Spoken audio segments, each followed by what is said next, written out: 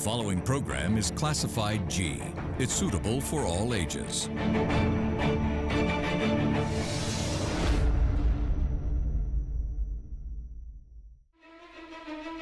Tonight, one of Sri Lanka's main income earners, the tourism industry, goes dry due to COVID-19. Almost billions of dollars to the economy wiped out in just a span of few months as Sri Lanka shuts down to a health crisis. With patches of people from here and there in the past 10 months, the tourism industry, once known to be a vibrant and full of potential, now seems to be at crossroads of decision whether to die or wither out or wait for a second chance to be resourceful again. Sri Lanka's tourism industry has proved to be a real survivor after facing a plethora of disasters back to back, with this industry surviving the biggest blow it has in its recent history. Good evening, I'm Mahesh Johnny, and this is where other Derana and the Morning Investigates.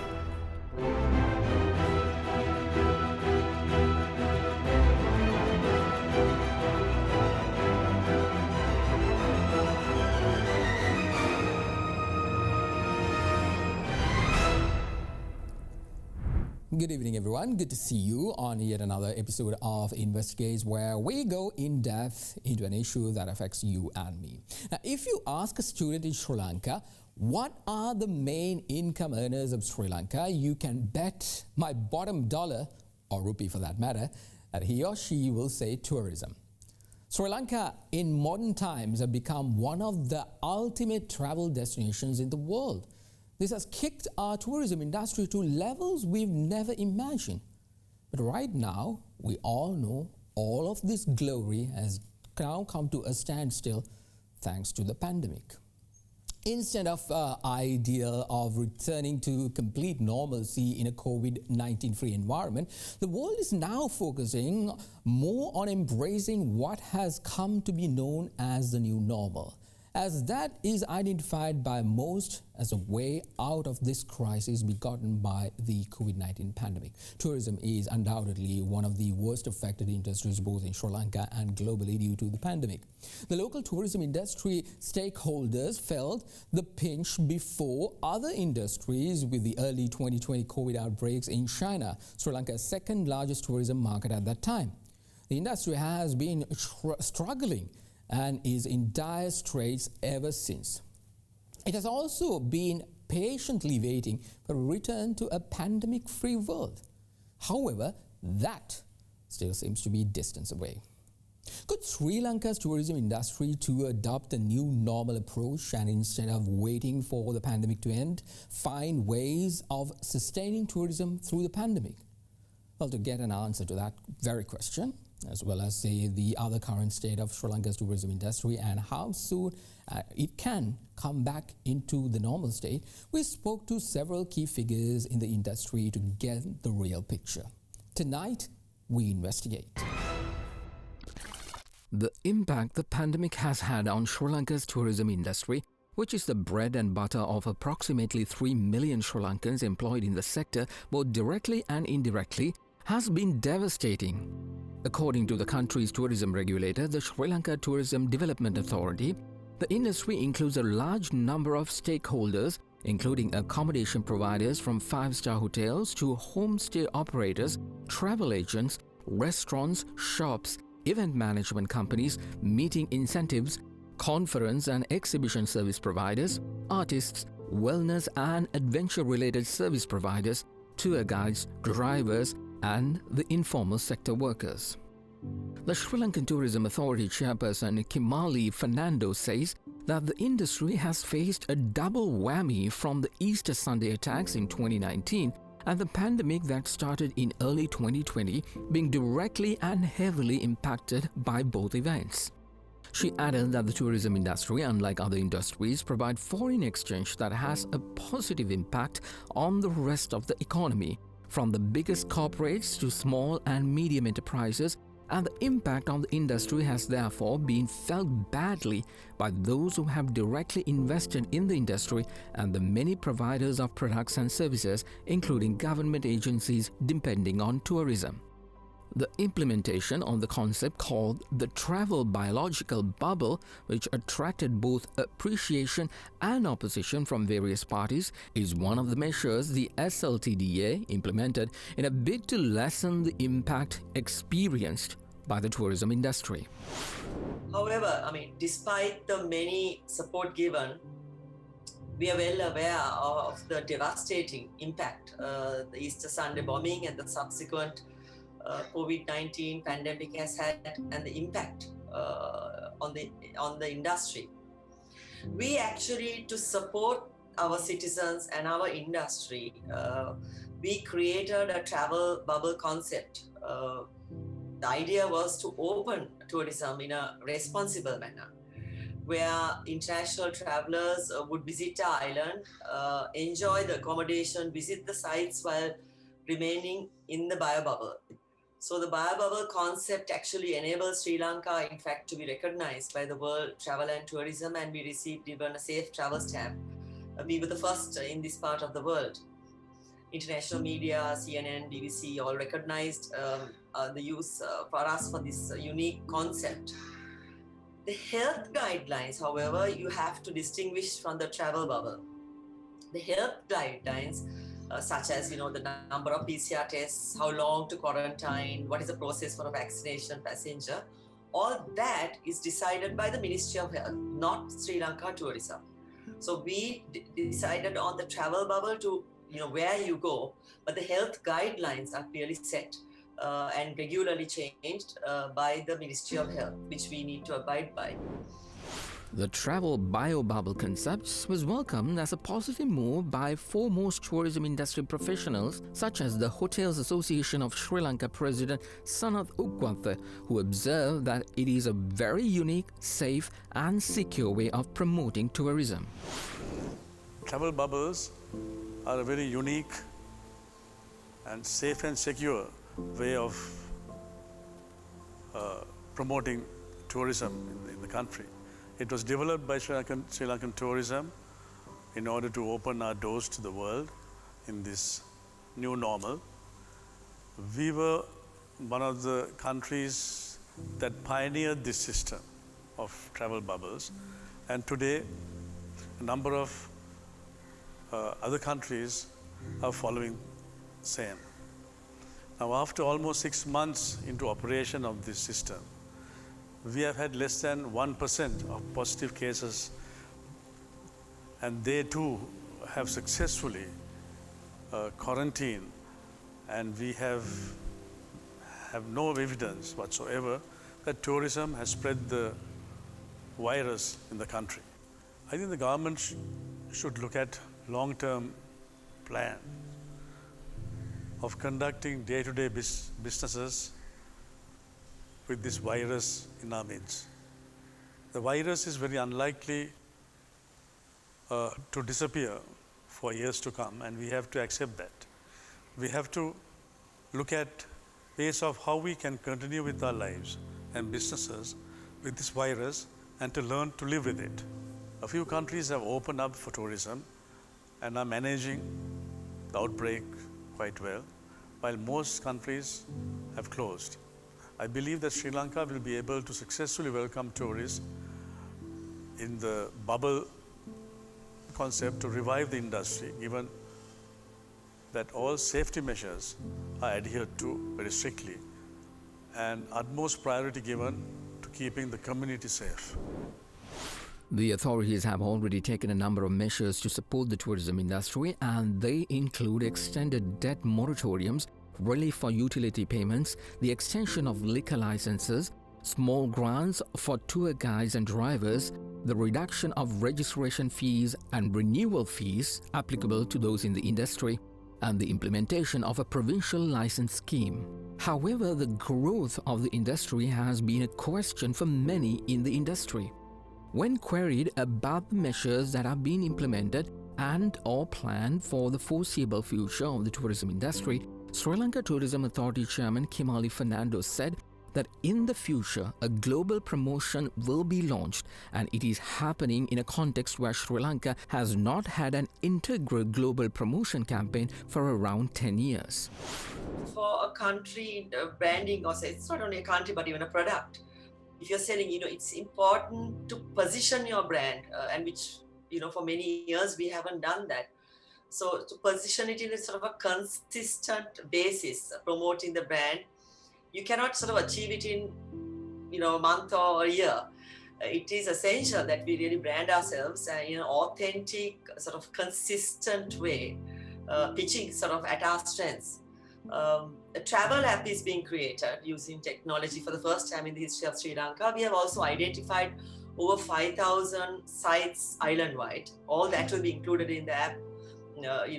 Ticket purchases, survey, complaint management, rating of guides, and ability to upload pictures and so on into the travel app. It's going to be, I think, quite effective.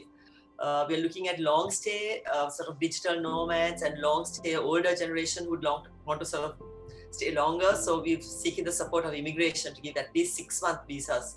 We're working with the tourist police to expand their presence because of the safety issues in some situations.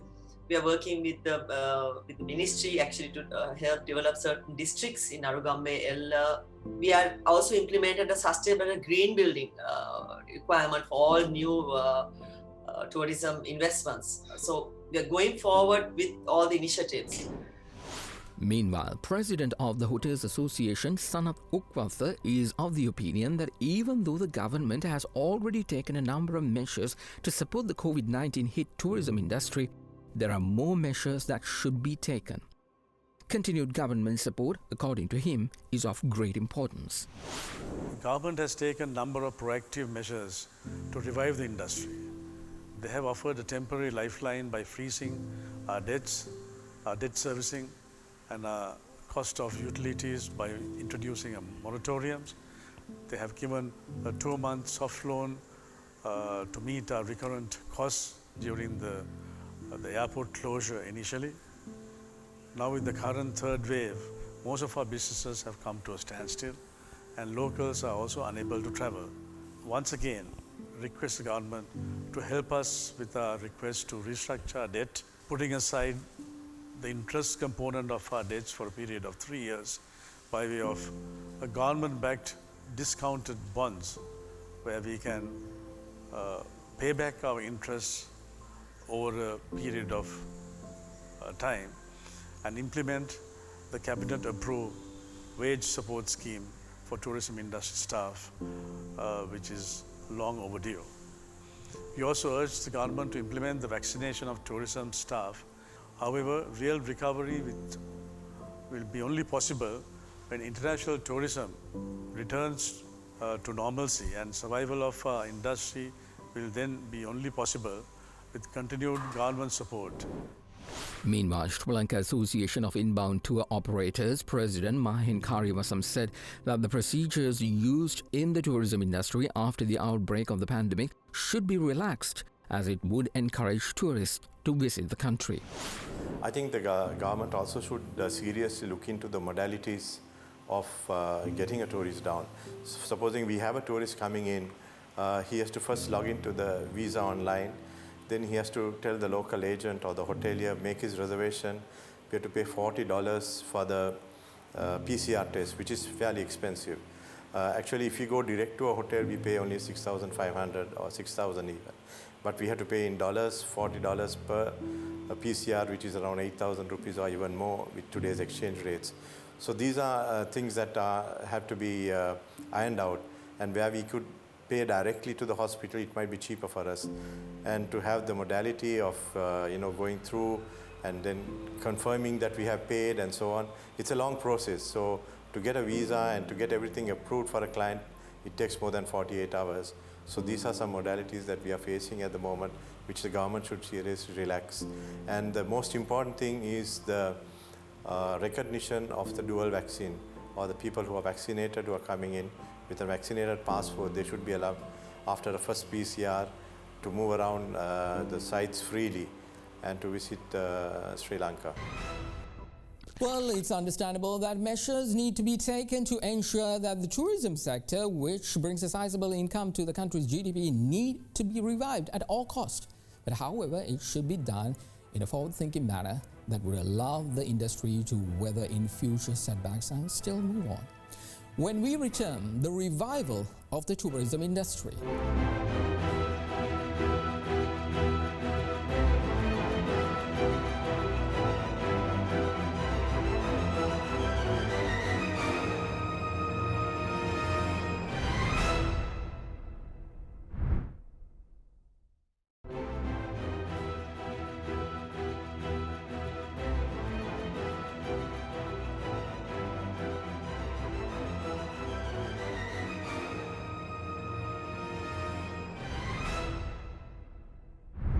Welcome back everyone to Investigates. Tonight our focus is on Sri Lanka's reeling tourism industry that has seen some very unfortunate times since 2019. Many in the industry believe that if and when this pandemic comes to an end, the world will see a major increase in traveling after all, the whole world was cooped up in their homes. And looking at this trend, the industry professional says that it's vital Sri Lanka understands this concept and strategize in such a manner and place ourselves as a safe destination of health and wealth to the new traveler. Tourism is one of the fastest growing industries throughout the world. It is an important economic force for Sri Lanka. Tourism is a main reliable source of earning foreign exchange in Sri Lanka. It can help in correcting the trade imbalance. In fact, the question everyone in the tourism industry has is, when will the industry revive and what factors affect and for how long? Both the tourism associations whom we spoke to said that even though the status quo is not very stable, they see promising signs. According to Sanatha Ukwatha, the president of the Hotel Association in Sri Lanka, in addition to the measures taken already, Sri Lanka has to embark on an effective global campaign to revive the industry, and the success and speed of the vaccination drive plays a huge role in reviving the industry. I guess we have to take season by season. For example, we are running out of time for this coming winter season. And perhaps by middle of next year, we should be able to have at least a fair amount of our population vaccinated, and we can open our borders accordingly so that the tourism industry can restart. I believe that it will take at least another 2 years for the tourism industry to completely get back to its own form. So therefore we need at least another 2 years for the industry to come back. Meanwhile, Sri Lanka Association of Inbound Tour Operators President Mahen Karivasam also expressed similar sentiments and expressed hope that with increased support from the Tourism Authority, the tourism industry can revive, adding that this process, however, is going to take some time and more planning. I think this is going to take a little time, more than 1 year, for us to come back to normal. Because even if Sri Lanka, the situation improves with the COVID, in other major generating markets for us, there's still a problem, and especially in the European market. So it's going to take us some time, and we have to learn to live with it and also learn to go forward with the new normal, the way of traveling. So I think it's very important, the mindset of the local people also to accept the tourists and to go on. I think this is what's happening in other countries like Thailand, Maldives, in those countries, even in Singapore. This is what's happening right now. Also, according to Karibasam, in addition to the decreased risk of COVID-19, the revival of the tourism industry also requires a lot of support, especially monetary support, and ensuring the sustainability of the industry, especially in the SME sector, is very important. He noted that granting debt moratorium is not a long-term solution because the industry has to pay massive interest rates, and that the authorities should, therefore, consider granting credit lines as soon as possible. We are not asking the government for money, just to facilitate a credit line for us through an international agency so that we could go on and maybe we would ask for like a 2-year grace period for us to pay back and pay back in another 6 years' time or 8 years' time. That's what we are looking forward to from the government. Meanwhile, the chairman of the Sri Lanka Tourism Authority, Kimali Fernando, said that the revival of the tourism industry, to a great extent, depends on the global pandemic and vaccination situations, as well as the vaccination efforts here in Sri Lanka. There's clearly a pent-up demand to travel. So when borders open, at least in our key markets, travelers will arrive, because there are lots of requests, inquiries. So when borders open, we will recover. So apart from the pandemic, I mean, the other factors which will determine how Sri Lanka needs to revive tourism is that first and most critical, of course, is the industry needs to be sustained financially. I mean, we need to give the financial support to sustain themselves, to survive this, to literally be there when we restart.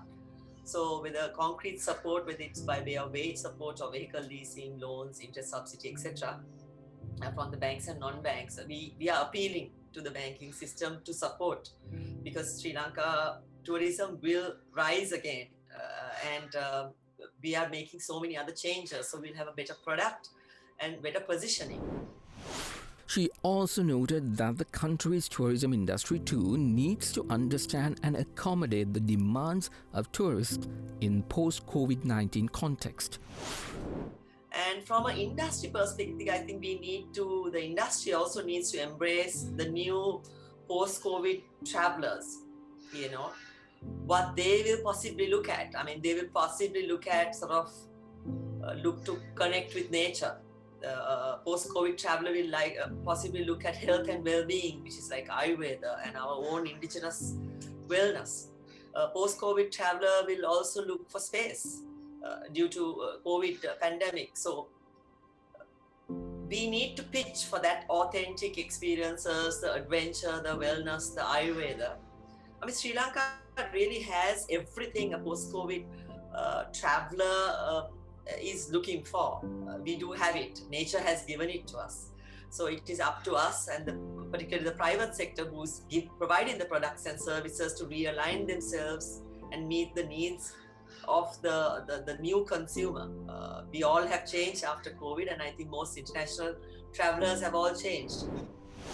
Fernando also noted that in addition to the aforementioned concerns, Sri Lankan Airlines connectivity will also be extremely important in the post-COVID-19 context. She observed that since transit passengers may not like to remain in transit, direct flights will really have a positive impact on tourism going forward. Meanwhile, speaking of the situation in other countries that heavily depend on tourism, Fernando said that many countries have not revived their tourism sectors significantly. She further said that taking into account the challenges Sri Lanka is facing as far as attracting tourism is concerned, Sri Lanka needs to focus on the Commonwealth of Independent Countries and the United States. If you look at Thailand, for example, Thailand has still not opened for tourism, though we opened well months ago. The Tourism Authority of Thailand actually announced a few days ago that they will be, the Tourism Authority of Thailand announced that Phuket will be the first destination in Thailand to reopen to vaccinated foreigners without quarantine requirements. So that's starting 1st of July, and that also is only Phuket to start with, not the complete country. Indonesia is still not open, planning to open. There are again specific locations only, Bali, Batam, and so on.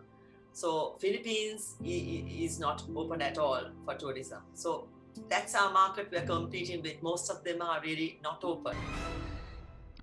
Well, the decline of the tourism industry is not an issue that only affects those employed in the industry. It equally affects the many people who provide services for the industry indirectly. It's a national level issue, as it directly affects the country's economy, especially foreign reserves, which Sri Lanka is in desperate need of. From the views expressed, it is clear that waiting indefinitely for the pandemic to end to revive tourism is not an option. Well, that's Investigate for this Sunday night. Thank you very much for taking the time to be part of our investigation. We will be back again next Sunday at 7 p.m. with another matter that affects you and me. Showbiz Tonight is up next. Thank you for the privilege of your time. I'm Mahesh Johnny. Remember to stay positive and test negative. I'll see you tomorrow on Get Real. Good night.